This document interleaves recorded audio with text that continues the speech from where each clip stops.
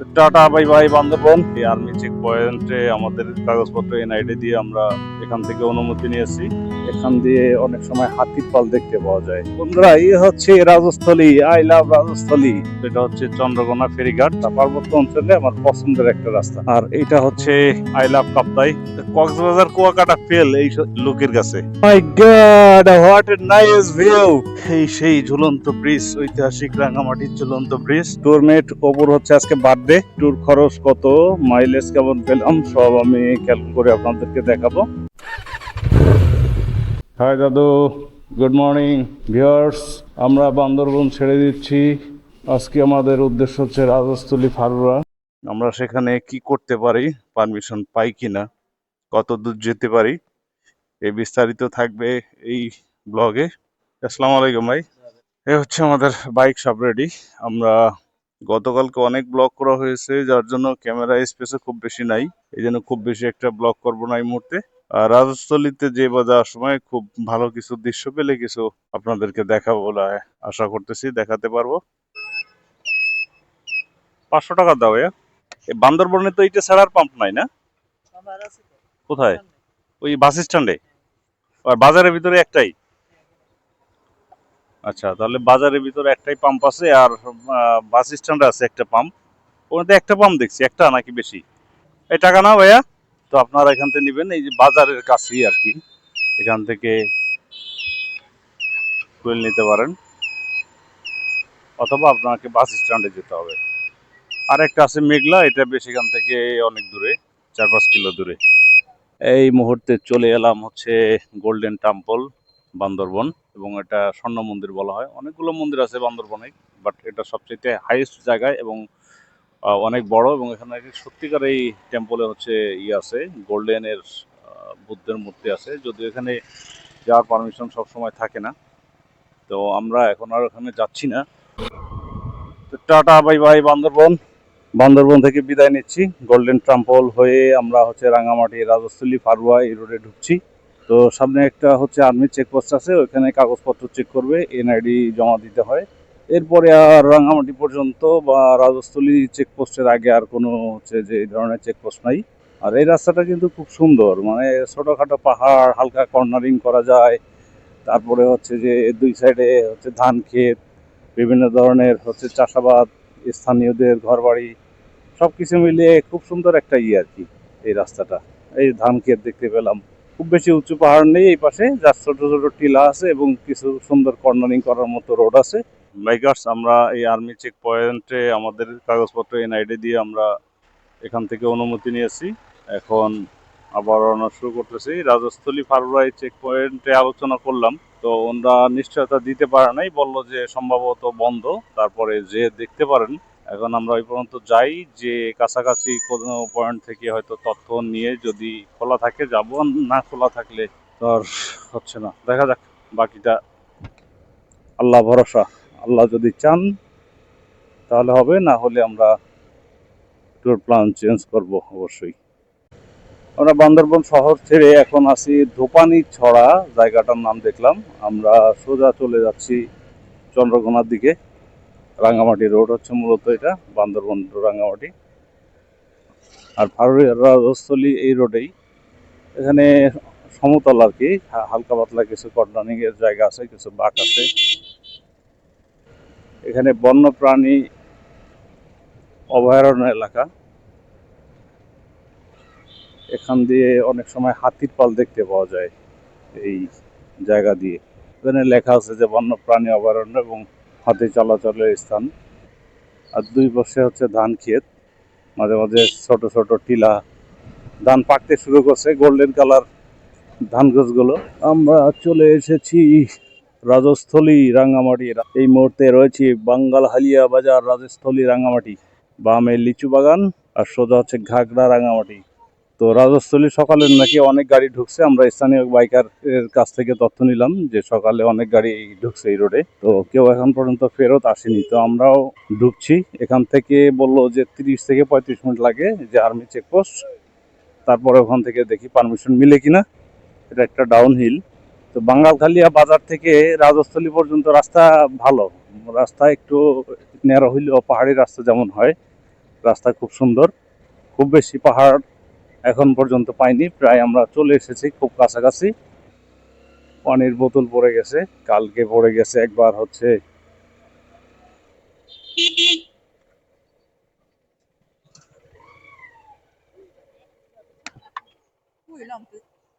Thank you দিদি। ফেটে গেছে নাকি? তাহলে আর লাগবে না।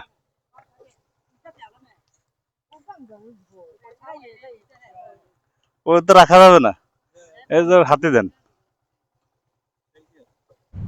এই একটা ছোটখাটো আপিল, এভাবেই ছোটখাটো আপিল ডাউনহিল এভাবেই হচ্ছে যে রাজস্থলী যে আর্মি ক্যাম্প আছে ওইভাবে টুকটাক রাস্তা কিছু এরকম গর্ত টর্ত আছে আর কি। কেউ বন্ধুরা, এই হচ্ছে রাজস্থলী, আই লাভ রাজস্থলী।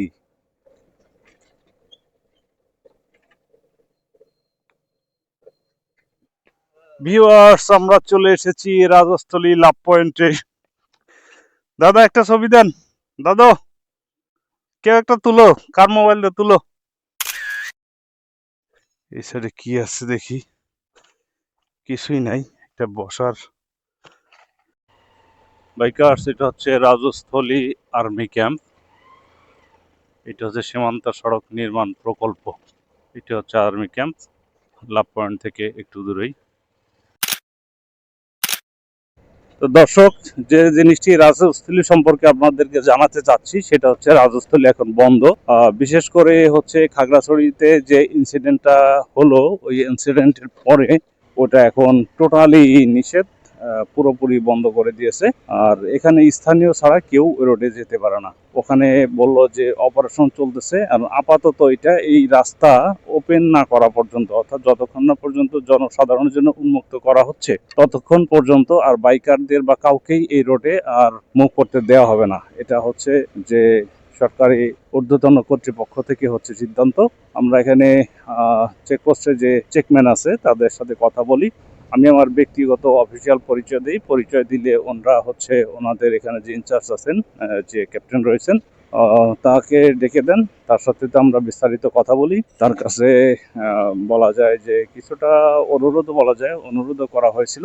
তিনি আন্তরিকতার সহিত এবং কৃতজ্ঞতার সহিত আমাকে সরি বলেছেন যে এই মুহূর্তে আসলে আমাদের পক্ষে সম্ভব না, কারণ এটা সেনাবাহিনীর উচ্চ পদস্থ কর্মকর্তা রয়েছেন বা প্ল্যানিং রয়েছেন, তাদের থেকে এটা নির্দেশনা। এখানে স্থানীয় পর্যায়ে ওনাদের এই নির্দেশনা ভায়োলেশন করে কাউকে অনুমতি দেওয়া বা কাউকে প্রবেশ করতে দেওয়া, এটা ওনাদের পক্ষে সম্ভব না। আমাদেরকে যথেষ্ট ভদ্রোচিতভাবে, অনেক সন্তোষজনকভাবে, সম্মানের সহিত অনুরোধ করেছেন যে আমরা যেন এই ব্যাপারে আর ইনসিস্ট না করি, এতে আমরা চলে যাচ্ছি। তো এটা কোনো ব্যাপার না, এটা কষ্ট দুঃখের কোনো ব্যাপার না, কারণ সবার আগে হচ্ছে আমাদের রাষ্ট্রীয় নিরাপত্তা। আমাদের রাষ্ট্রীয় নিরাপত্তাকে বিঘ্নিত করে আমাদের কোনো কিছুই করা উচিত নয়। রাষ্ট্রের আইনের প্রতি আমরা সবাই শ্রদ্ধাশীল। তো আপাতত এই সীমান্ত সড়ক উন্মুক্ত না হওয়া পর্যন্ত আপনারা কেউ এই রাস্তায় যেতে পারবেন না, এটা নিশ্চিত। সেক্ষেত্রে আমি বলবো যে আপনারা যারা রাজস্থলী ফারুরা এই রোডে যেতে চাচ্ছেন তাদের আপাতত আগামী 6 মাস 1 বছরের ভিতরে এই রোড খুলে দেওয়ার মধ্যে সম্ভাবনা নেই। এটাই হচ্ছে ওনাদের কাছ থেকে তথ্য জানতে পারলাম। তো this is the information update Rajasthali Farua সম্পর্কে। তো সত্যিকার অর্থেই আমরা অনেকেই হুজুগে বা অনেক ব্লগারের ব্লগ দেখে চলে আসি হুট করে। আগে কিছুটা রিল্যাক্স ছিল, কিন্তু খাগড়াছড়ির ওই ঘটনার পর থেকে প্রশাসন টোটালি এটিকে হচ্ছে রিজিট করে দিয়েছে। এখানে সেনাবাহিনীর অপারেশন চলছে, শুধুমাত্র স্থানীয়রাই ওখানে যাতায়াত করতে পারে। তো আমরা এখন প্ল্যানিংয়ে কিছুটা চেঞ্জ এনেছি। আমরা এখন চলে যাব হচ্ছে কাপ্তাই। কাপ্তাই যাব, কাপ্তাই যেয়ে তারপরে হচ্ছে যে আমরা ইচ্ছা আছে যে ওইখানে আমরা গোসল করব, দুপুরে লাঞ্চ করব, দেন আমরা ঢাকার দিকে রওনা হব। এটা হচ্ছে আমাদের এখন পর্যন্ত planning. Till then stay with us and watch the video. আমরা লিচু বাগানের কাছাকাছি চলে আসছি। লিচু বাগান হয়তো আর 6 কিলো 6.5 কিলো হবে। বাইকার্স, এটা হচ্ছে চন্দ্রকোনা ফেরিঘাট। এক ফেরি আসছে এই সাইডে, ওইটা আনলোড হইলে আমরা উঠবো ইনশাল্লাহ।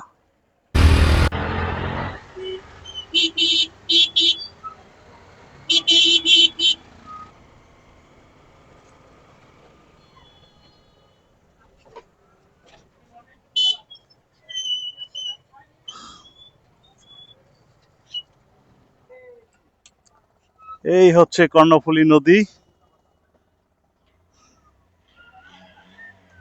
সুন্দর পাহাড় দেখাচ্ছে এখানে। A few moments later.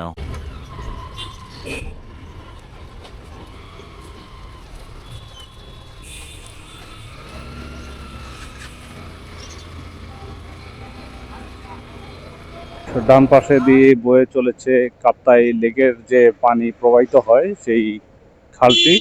সুন্দর একটা রাস্তা, রাস্তাটা কিন্তু পরিষ্কার পরিচ্ছন্ন, আসলে ময়লা আবর্জনা নেই। বেশ ঘন ঘন স্পিড ব্রেকার এই রাস্তায়, 1 কিলো 1.5 কিলোর ভিতরেই হচ্ছে স্পিড ব্রেকার। ওয়ান্ডারফুল। মানে পার্বত্য অঞ্চলের সুন্দর রাস্তাগুলোর মধ্যে একটা হচ্ছে যে এই বান্দরবন্ড কাপ্তাই রোড। আর একটা রাস্তা আমার কাছে ভালো লেগেছে, যেটা হচ্ছে যে লামার যে রোডটা আছে, আলীকদম লামা, ওই রোডটা মানে ন্যাচারালি বেশ সুন্দর। এই যেটা বলেছিলাম যে একটু পর পরে হচ্ছে যে স্পিড ব্রেকার, একটু পর পরে হচ্ছে স্পিড ব্রেকার। আমাদের সিরাজ ভাই উড়াধুরা টান দিছে, এই যে আর একটা আমাকে ওভারটেক করলো। আমি অ্যাকচুয়ালি ফিল দ্য চিল, মানে রাস্তা আশেপাশে একটু বেশি ফলো করি, বেশি খেয়াল করি, একটু সাবধানতা অবলম্বন করে রাইডিং করি। এই যে কাপ্তাই লেকের পানি প্রবাহিত হয়ে এটা কর্ণফুলীতে যে মিশতেছে, এই ডান সাইডে স্বাগতম কাপ্তাই জাতীয় উদ্যান। না, মন শীতল হয়ে যাচ্ছে আর কি। প্রচন্ড গরম আজকে, কিন্তু গরম হইলেও এখানে কিন্তু কোনো গরম লাগতেছে না, কারণ দুই পাশে গাছপালা, একটা শীতল শীতল আবহাওয়া, পাশে হচ্ছে নদী, নদী থেকে মৃদু হচ্ছে বাতাস এসে গায়ে লাগতেছে। আর রাস্তা তো অসাধারণ, ওয়াসম। এত সুন্দর রাস্তা দেখলে ক্যামেরা অফ করতে ইচ্ছা করে না, কিন্তু ক্যামেরার তো একটা লিমিটেশন আছে, চার্জের একটা ব্যাপার আছে, মেমোরি কার্ডের স্টোরেজের একটা ক্যাপাসিটি আছে। আমার পছন্দের একটা রাস্তা, পার্বত্য অঞ্চলে আমার পছন্দের একটা রাস্তা। থানচি আলীকদম লামা, বিশেষ করে সে লামার আর কি, আলীকদম থেকে লামা হয়ে যে চকরিয়া ওই রোডটা, এই দুটি রোড আমার হচ্ছে ফেভারিট রোড আর কি, যেটা হচ্ছে পার্বত্য চট্টগ্রামে। ওয়াও, সুন্দর কর্নারিং, ওয়ান্ডারফুল। ওই দেখেন কাপ্তাই, ওটা হচ্ছে মূল বাঁধ, ওখান থেকে হচ্ছে যে পানি ছাড়া হয় আর কি, টারবাইন যেটা ঘোরানো হয় সেই টারবাইনের বাঁধটা, এই বাঁধ দিয়ে হচ্ছে মূলত যে কাপ্তাই লেগের যে পানি আটকানো হয়। আমাদের যে আর্মি চেকপোস্ট, একদম লাস্টের চেকপোস্টটা আটকে ছিল আমাদের, পরে পরিচয় দেওয়াতে ছেড়ে দিয়েছে আমাদের। তবে যেটা সমস্যা হয়েছে যে আমি কিন্তু আসলে আমাদের এই যে আর্মি চেকপোস্টগুলো এগুলো ভিডিও করি না কখনোই, কারণ এগুলো আমাদের রাষ্ট্রীয় নিরাপত্তা জনিত বিষয় এবং একটা সেন্সিটিভ ইস্যু। আমার কোনো ভিডিওতে আপনি এই সংক্রান্ত কোনো কিছু পাবেন না, আমি এগুলো অ্যাভয়েড করি বা কাট করে দিই। কিন্তু আমার সাথে যে দুজন ছোট ভাই আছে, ওরা হচ্ছে যে এই আর্মি চেকপোস্টের ভিতরে, অর্থাৎ আর্মির যে এরিয়ায় আছে ওই রাস্তার হচ্ছে ভিডিও করছে। তো ভিডিও করলে তো ওনারা মোবাইলগুলো চেক করছেন, চেক করে যে ভিডিওগুলো আছে চেকপোস্ট রিলেটেড এবং আশেপাশে স্থাপনাগুলোর ওনাদের, সেইগুলো হচ্ছে ডিলিট করে দিয়েছে, বাকিগুলো রেখে দিয়েছে, এরপর আমাদেরকে ছেড়ে দিয়েছে। বন্ধুরা, এটা হচ্ছে যে ব্রিটিশ আমলের হচ্ছে যে এটা একটা ক্রেন, ওভারহেড ক্রেন। এই ক্রেন দিয়ে এই পাশ থেকে হচ্ছে গাছ বা নৌকা এই পাশ থেকে এই পাশে আনা হইতো। তো তখন হচ্ছে যে এই ক্রেনটা ব্যবহার করা হতো। এটা সম্ভবত 50 টন, তৎকালীন সময়ের 50 টন বা 500 টন এরকম আর কি, হিউজ ক্যাপাসিটির একটা ওভারহেড ক্রেন। এটা হচ্ছে ব্রিটিশ আমলের। আর এটা হচ্ছে আই লাভ কাপ্তাই। হ্যাঁ, তো ভিউয়ার্স, আমরা চলে আসছি কাপ্তাই জলারণ্য ভিউ পয়েন্টে, আই লাভ কাপ্তাই। আর এই যে হচ্ছে কাপ্তাই লেকের যে নদীটা আর কি আপনাদেরকে দেখাইছে সামনে, যে কাপ্তাই জল বিদ্যুৎ কেন্দ্রের যেটা আছে একটা গেট। আর আসছে, সব আসছে, ওকে, পাঁচটা ওকে, এগুলো ছবি তুলি। ওই যে ওইটা হচ্ছে কাপ্তাই জল বিদ্যুৎ কেন্দ্র টারবাইন স্টেশন, ওই যে দেখতে পাচ্ছেন টারবাইনের ওখানে, এখান থেকেই হচ্ছে যে আপনার বিদ্যুৎ প্রডিউস হয়। এই পাশে যেটা আছে সেটা হচ্ছে কাপ্তাই লেকের পানি আহ, বাদ দিয়ে হচ্ছে পানির লেভেল বাড়ানো হয়। আর এটা হচ্ছে যে কর্ণফুলী নদীর একটা শাখা। তো যখন হচ্ছে যে এই পানির লেয়ারটা কম বেশি হয়, তখন পানিটা যখন ছেড়ে দেয়, পানির স্রোতে ওই টারবাইনগুলো, এই ফ্যানগুলো ঘুরে, টারবাইনের ফ্যানগুলো ঘুরে, ঘুরলে যে ওই টারবাইনের বলে শেফট থাকে, শেফটের সাথে মোটর আছে, সেই মোটরের মাধ্যমে হচ্ছে বিদ্যুৎ জেনারেট করে।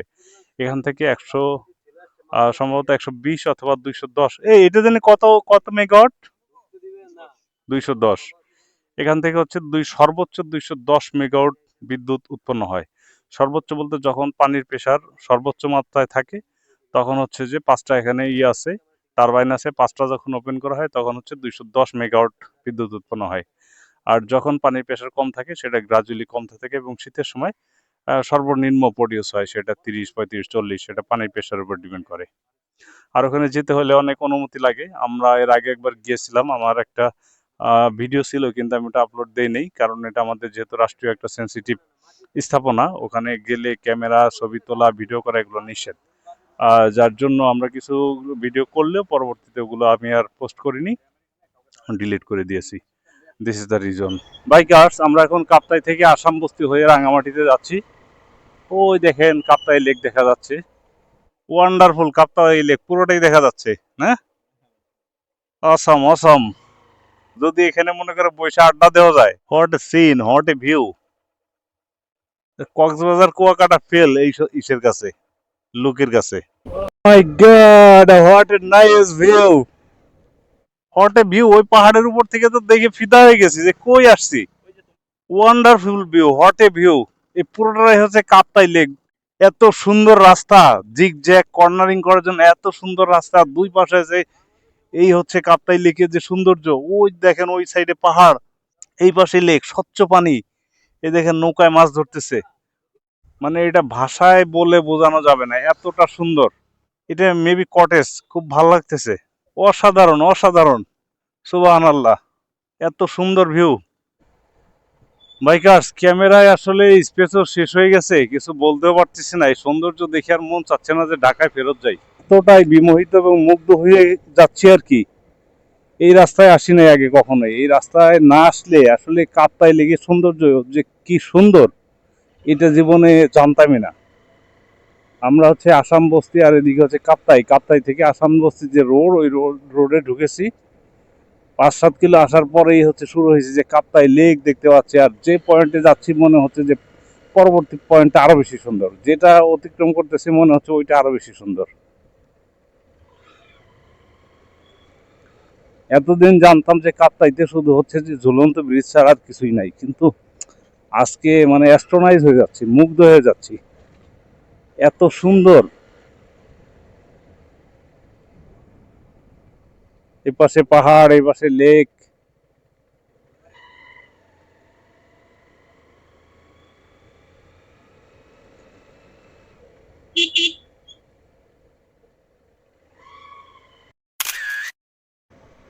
আমরা আসাম বস্তির খুব নিকটে চলে আসছি।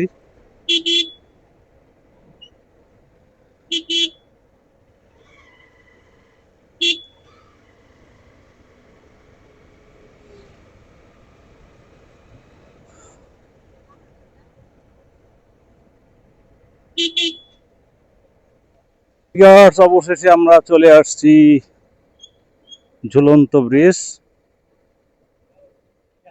প্রায় 5:15 বেজে গেছে, দেখি আমাদের ঢুকতে দেয় কিনা।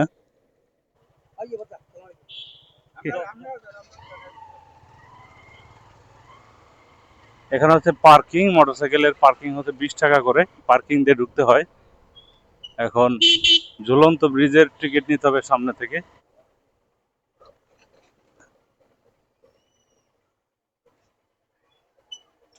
এই যে হচ্ছে ঝুলন্ত ব্রিজ টিকিট কাউন্টার,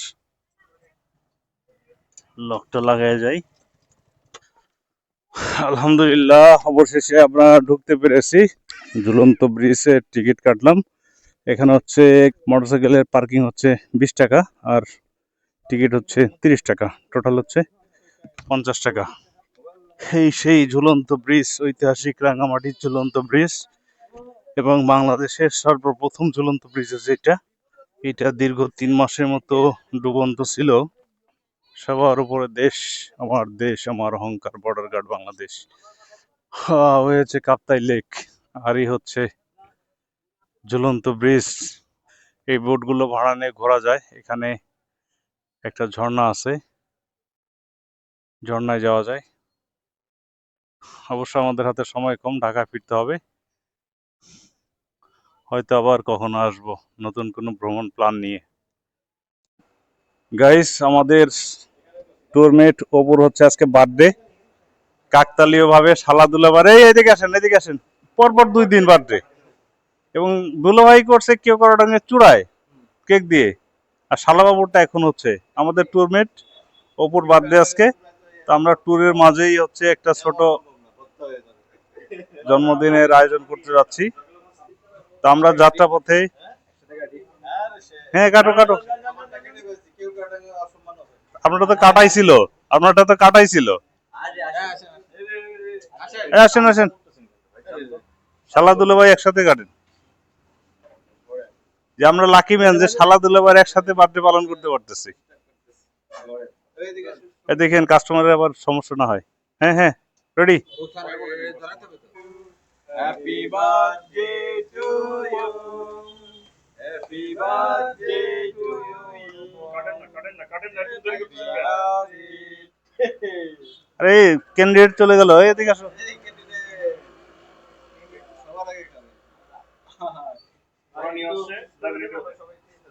এই নেন নেন। A few moments later. এখন রাঙ্গামাটি টু চট্টগ্রাম যে হাইওয়ে আছে, 4 লেন হাইওয়ে, সেটাতে আছি। চুইনগাম খাচ্ছি কারণ হেলমেট মাথায় দিতে দিতে চাপা চুপা কান কোন ব্যথা হয়ে গেছে। তো চুইনগাম খেলে হচ্ছে রক্ত চলাচল স্বাভাবিক হয়, ফলে কানবাসের সমস্যা কমে। আলহামদুলিল্লাহ আমরা সুস্থভাবে হচ্ছে দোয়েল চত্বরে চলে এসেছি সবাই। আর আমাদের সিরাজ ভাই চিটাগাং চলে গেছে। আমরা 9টা সাড়ে 9টার দিকে রওনা করছিলাম, এখন 5টা বাজে। আমরা ইতিমধ্যে চলে আসি। যে পৃথ্বীরাজ, ঠিক আছে, গুড বাই, দেখা হবে আবার কোনো এক সময়, ঠিক আছে? আর ফোন দিও, আর চ্যানেলে তো আছেই, মেসেজ দিও। আবার কোনো ট্যুর হয় আবার দেখা হবে, ঠিক আছে? তো ভালো থাকো পৃথ্বীরাজ, আর হচ্ছে দৃশ্য দাদু, গুড বাই, দেখা হবে। আবার দেখা হবে ধানসিঁড়া দ্বীপ। আল্লাহ তাআলার অশেষ রহমতে খুব সুন্দর একটা ট্যুর সম্পন্ন করলাম। আর ট্যুর খরচ কত, মাইলেজ কেমন পেলাম, সব আমি ক্যালকুলেশন করে আপনাদেরকে দেখাবো। তবে যেটা মিটার অনুযায়ী দেখতে পাচ্ছি যে এই পর্যন্ত চালিয়েছি 895 কিলোমিটার। আর আমার ফুয়েল লাগছে হচ্ছে আপনার 1500, 1500 আর 500 হচ্ছে 2000, আর হচ্ছে 200, 2200, 2200, 2250 টাকার ফুয়েল রাখছে এই ট্যুরে। তো ফুয়েলের দাম হচ্ছে 122 টাকা করে। তো আমি হিসাব করে আপনাদেরকে দেখাবো অ্যাকচুয়ালি কত লাগলো আর কি। তো বন্ধুরা, যারা মোটো ব্লগ পছন্দ করেন, ট্যুর পছন্দ করেন, চ্যানেলটি সাবস্ক্রাইব করে রাখতে পারেন।